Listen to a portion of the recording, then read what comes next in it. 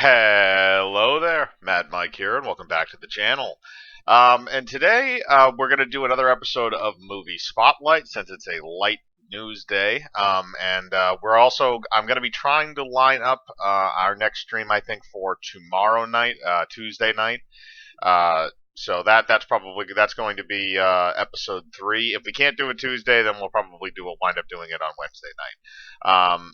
But just wanted to give you a heads up on that. But now we can actually dive into the film. And the film today for Movie Spotlight is Dario Argento's Deep Red. Now, when I do Movie Spotlight, a lot of the time it's movies that are kind of not well known. If you know kind of the thriller scene, especially in the 70s, then you're going to know Deep Red. So it doesn't 100% fall into that category, but I have a funny feeling that a lot of people that don't know a lot about Italian horror and giallos and certain types of film genres don't know Deep Red. But this film it's a lot of people consider it Dario Argento's best. That is an arguable point.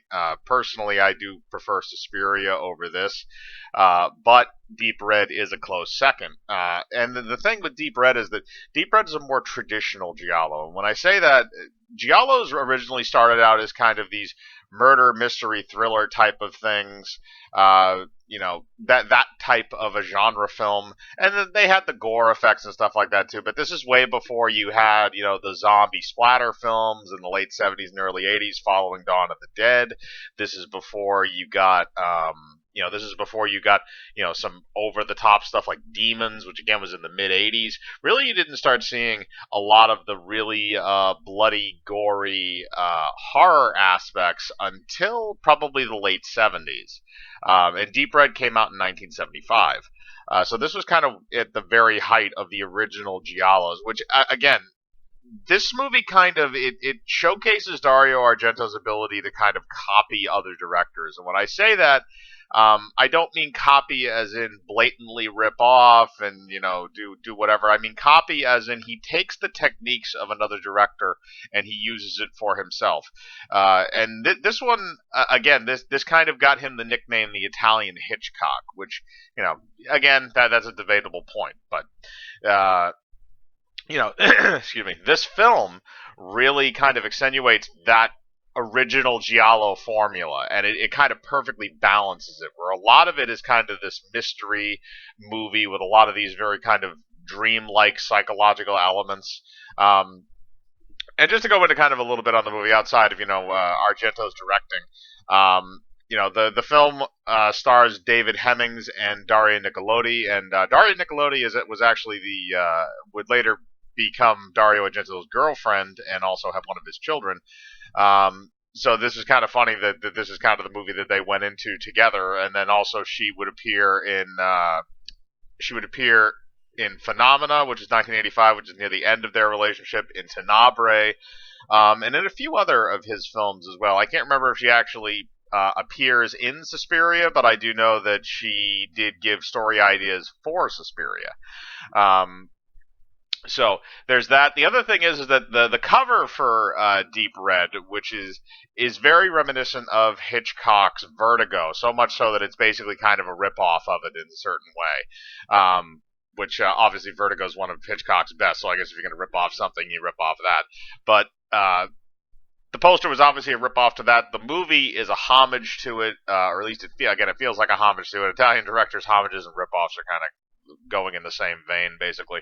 But David Hemmings and Daria Nicolodi do a very good job in the film kind of together. They have a good chemistry together, and I don't mean that like a romantic chemistry, because that really doesn't come up very much during the film.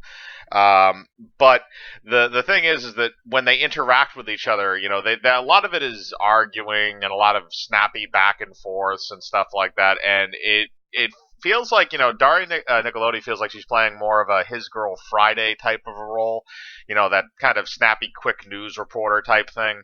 And then David Hemmings feels like he's kind of portraying kind of the lovable goofball, like, kind of like what Hugh Grant would become years later. That's a lot of what he feels like, and also the fact that he looks weirdly like Paul McCartney is kind of distracting. But aside from that, the point is that the actors do a good job in this movie. The directing is amazing. the stuff. If you haven't seen Deep Red, here's the only problem I will say on rewatches of this film. Once you know uh, kind of the twists and turns, and you're not as invested in the plot, if you watch this like the second or third time around, the gore scenes and stuff like that. A lot of them are fairly spaced out, so it doesn't attribute itself as well to rewatches as maybe some other Italian horror films like Demons, where there's exploding heads every 5 seconds and you can just rewatch it for eternity because it's hilarious.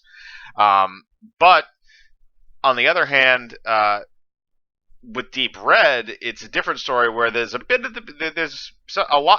amount at the beginning, and then there's a crap ton at the end. But the middle section is a lot of that kind of following the clues type of narrative.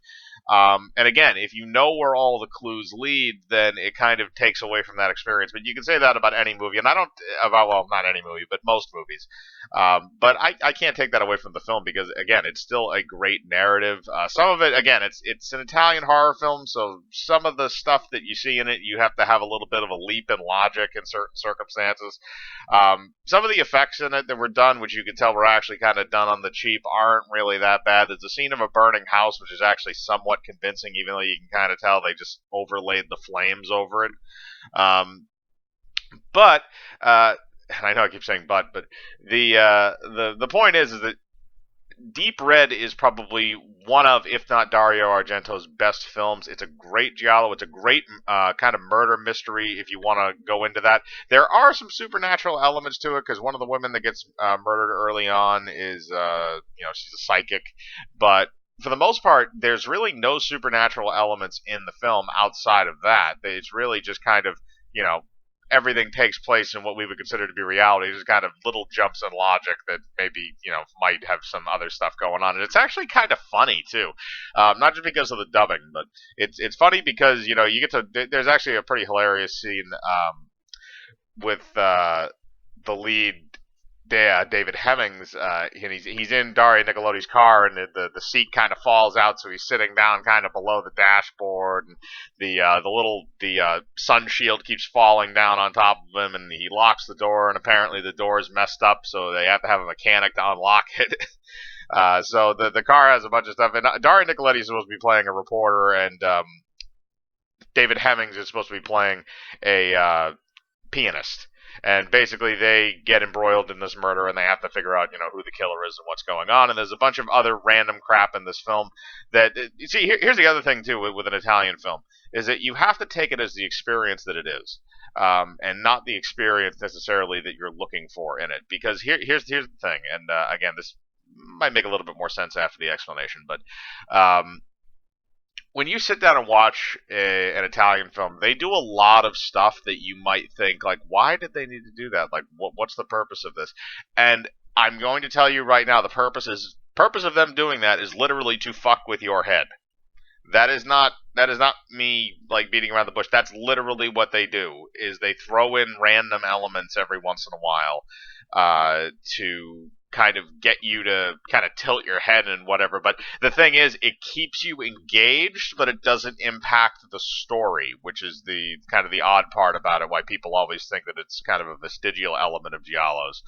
But I've always thought of it as, okay, this is a moment where the director said, there needs to be there needs to be a silver lining on this scene to make it stand out and be a little bit different from some of the other scenes that are in the film. And, it's kind of a slow scene, so we need something to kind of pique the audience interest. So you look, there's a scene where he goes to find this friend of his who's a drunk, goes to David Hemmings, and he winds up finding him at his mother's.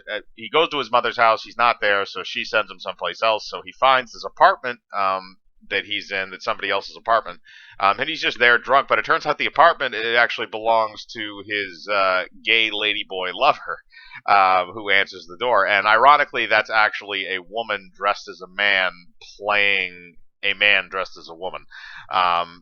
But the point is that, and it's the dubbing is also very obviously not her voice. But that's something that sticks out like a sore thumb in that scene, and it makes absolutely no sense why it's there. But it's only there for that one scene, and then it's never visited again. So it's a plot point that never really needed to be there. But the thing is that because that's what they opened that scene with, that's what you remember most about the scene. Not that then he went to go find his buddy, and then the rest of the movie happened. But there's a few moments like that in this when I think when Dario thought that the film was going a little slow, and he needed to make sure that people kept engagement. So it's kind of a little bit of a funny and amusing way to do it, but it doesn't really fit what you would consider, what you would consider in a traditional film narrative. So that's just kind of my explanation of it. But as long as you can get past those small little things in the film, it's an amazing film to watch, and I couldn't recommend it higher for people that like mysteries, like thrillers, like Italian films. If you like Italian films, you've probably already seen it. But that's just kind of my opinion on it, and it's a little movie that I've always kind of loved since I got into Italian horror. Was pretty much most things by Dario Argento are good. But here's the thing: I want to know what you think. Put your thoughts in the comments below. Have you seen Deep Red? Do you like it? Do you like any of the other works of Dario Argento that I've either featured on here or that you know of? Again, put your thoughts in the comments below. I'd like to know what you're thinking. Hit the bell for notifications. Hit the like button. Subscribe, and remember, I live my life free of compromise. Do you?